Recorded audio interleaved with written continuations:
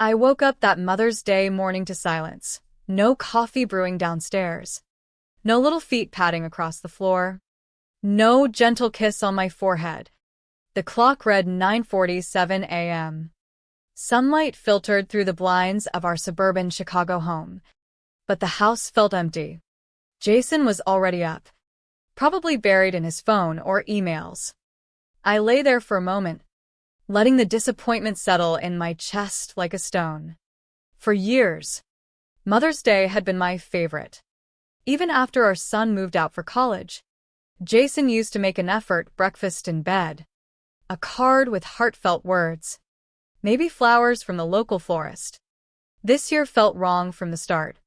I pulled on my robe and went downstairs.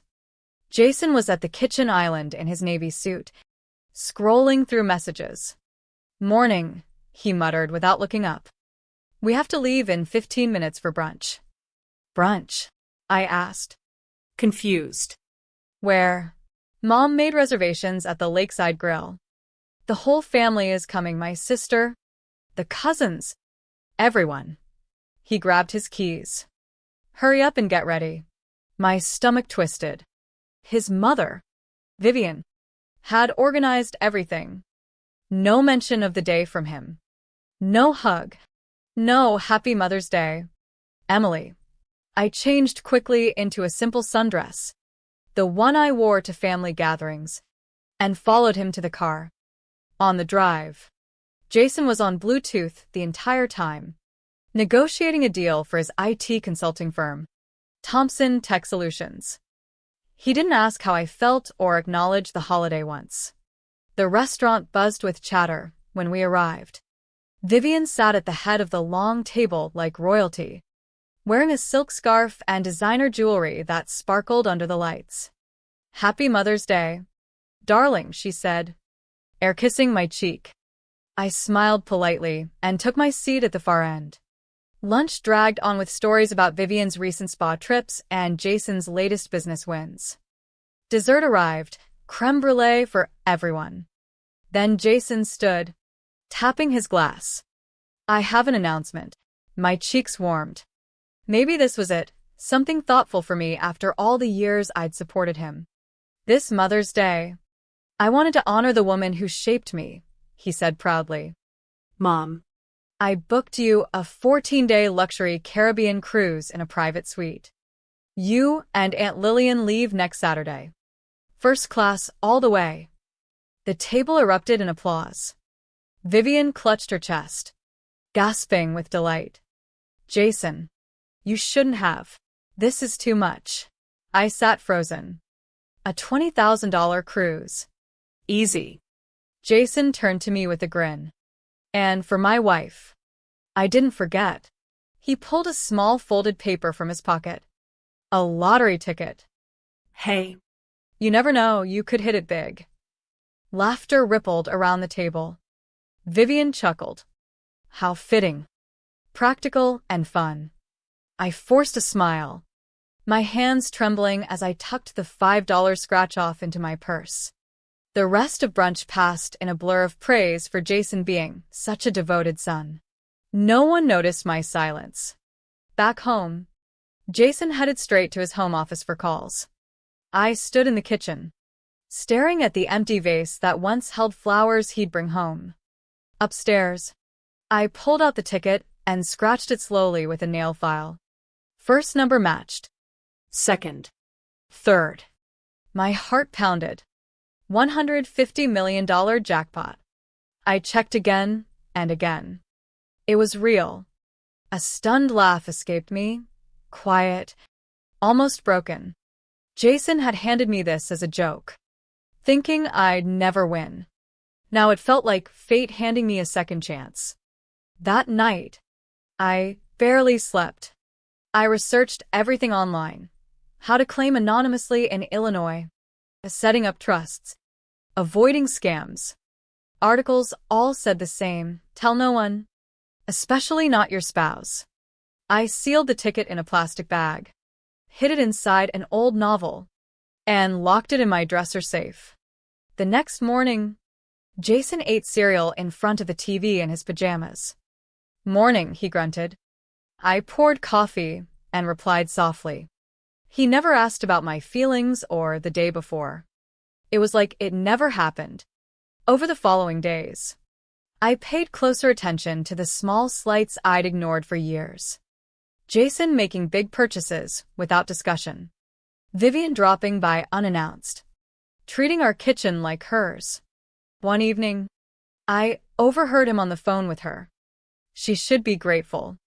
I gave her a gift. Right? She's not the reason the company's successful.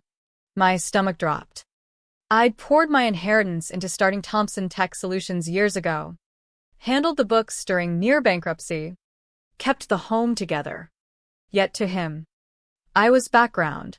The next afternoon, Vivian stopped by, sipping from my favorite mug.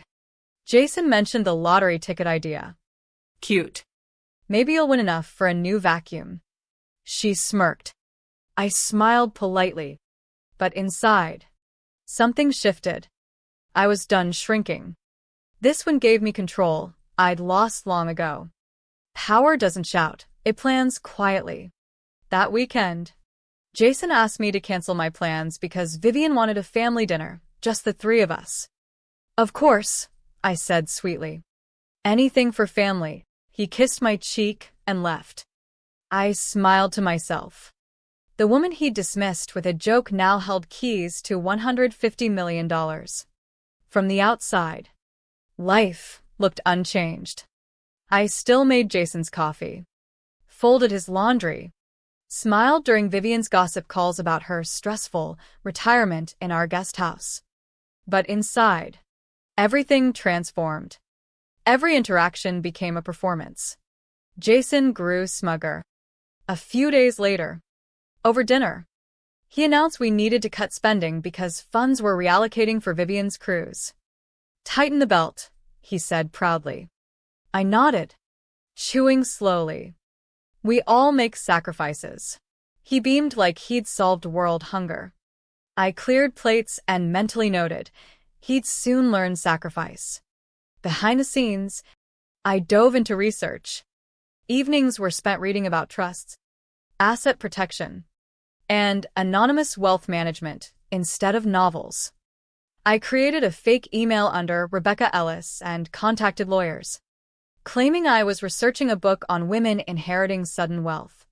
Questions flowed without suspicion. I opened a small separate bank account in a neighboring suburb, depositing checks from my old crafting side gig to test waters. It felt like building a life raft while the ship leaked. One afternoon, Vivian called excitedly. Emily, help me pick cruise outfits. Jason set up to $10,000.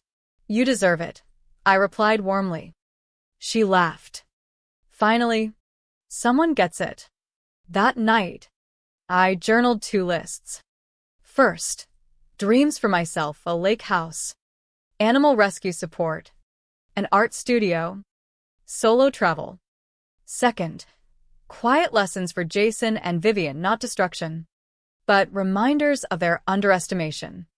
My best friend Sarah noticed changes during coffee. You've been glowing. Eminencia. Something up. I shook my head, just realizing I've been too quiet too long. She squeezed my hand. Is Jason treating you okay? I hesitated, but said I was fine. Her concern warmed me, but I couldn't share the secret yet. I stayed the perfect wife outwardly. Helped Jason with Vivian's travel documents. Agreed to drive her to the airport. You're such a good wife, he muttered, kissing my head. I smiled wide and fake. Soon I'd be the woman who rebuilt quietly under his nose. While they bragged about the cruise and criticized neighbors, I met a discreet lawyer named Susan, one town over under my middle name. I explained needing to protect a large sum from a toxic spouse and in-laws. She set up a blind trust. LLCs. Layered protections. No public trace. My winnings would move anonymously. Susan connected me to financial planners and philanthropic experts. Jason didn't notice my shorter, styled hair or subtle, elegant outfits. Sarah said I looked expensive. I laughed it off as wardrobe cleaning. Meanwhile, I bought my childhood home in Wisconsin, run down but memory-filled, under a shell company. Renovations began. Modern kitchen, spa bath, solar everything. Workers knew me as Miss, and Vivian's cruise day arrived. I packed her snacks, drove her, endured her criticisms with smiles. As she passed security, I whispered to myself, enjoy it. By her return, everything would change. The house felt lighter without her. Jason missed her energy, but I found peace in the quiet. I used it for meetings with developers about rental properties and my healing retreat land on the coast, all anonymous. With Vivian away, I accelerated. Mornings brought real estate talks, afternoons, checks on the Wisconsin renovation. Sunlight filled the new open kitchen.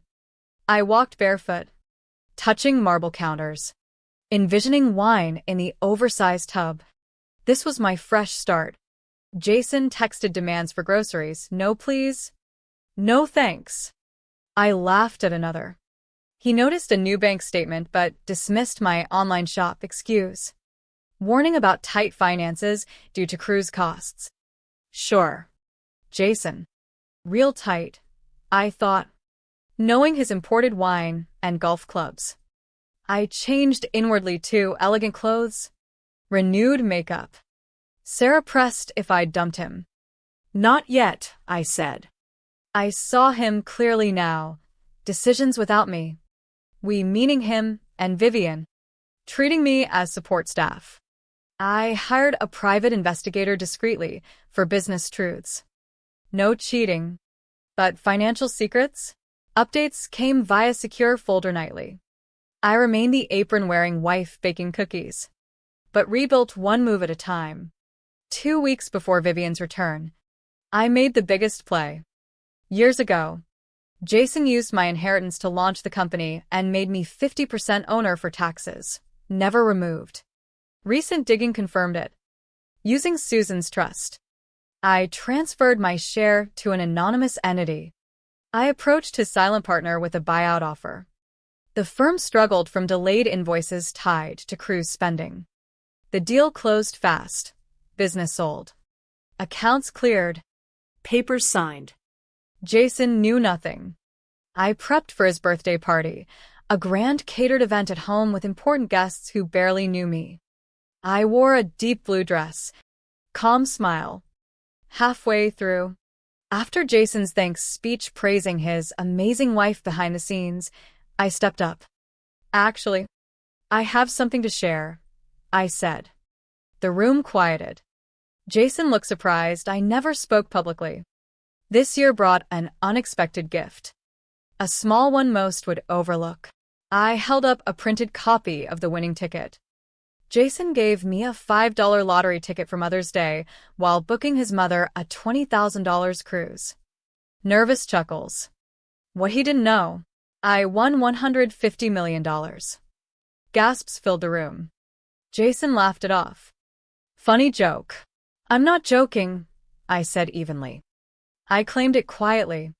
Set up protections. And recently, I sold Thompson Tech Solutions. His face drained. You can't. I could. I'm 50% owner. You forgot the paperwork from the start. I transferred my share. The entity bought out your partner. The sale's done. Vivian, back from cruise and sipping champagne, dropped her glass. It shattered. I turned to her. Hope you enjoyed it. It may be your last on someone else's dime.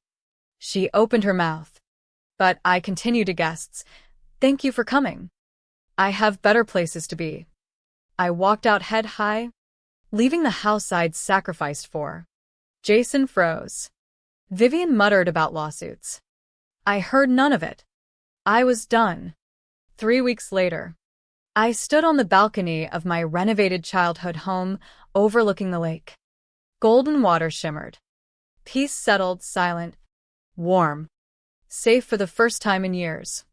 Divorce papers served swiftly the next week. Lawyers locked everything. Jason argued, Vivian stormed offices demanding answers. They were dismissed. When you treat someone as invisible long enough, you underestimate their strength. Word spread. Jason's empire crumbled. Reputation tarnished. New owners replaced him. Friends vanished without his money. Vivian moved in with her sister. Cards frozen. Her voicemail called me heartless. I deleted it smiling. Greed twists perspective. I launched the Rising Light Foundation anonymously, shelters, scholarships, legal aid for overlooked women in controlling marriages or caregiving roles. I gifted Sarah a Maine beach house. No strings. She cried. Why? Because you saw me when I felt invisible. Donations supported girls' education, honoring sacrifices I'd made for Jason's dreams. People asked about remarriage. I wasn't rushing. Real love requires respect. One afternoon, painting on the porch, an unmarked letter arrived, a photo of Jason on a bench, aged and lost. Scribbled. Thought you'd want to see. I burned it. I'd walked from a life of scraps and silence. The real gift wasn't money. It was the lesson. Never shrink for another's comfort. Silence isn't always peace.